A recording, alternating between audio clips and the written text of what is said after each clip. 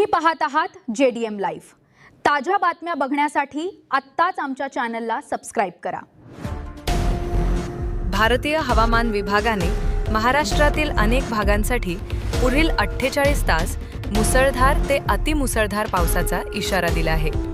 कोकण, मुंबई, ठाणे, पालघर, पुणे घाटमाथा तसेच राज्यातील काही इतर भागांमध्ये जोरदार पावसाची शक्यता वर्तवण्यात आली आहे। मुसळधार पावसामुळे सखल भागात पाणी साचणे, नद्यांच्या पाणी पातळीत वाढ होणे आणि वाहतुकीवर परिणाम होण्याची शक्यता आहे।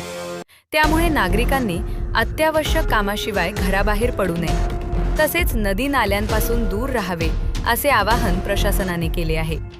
हवामान विभाग आणि स्थानिक प्रशासनाकडून जारी करण्यात येणाऱ्या सूचनांचे पालन करण्याचे आवाहन करण्यात आले आहे।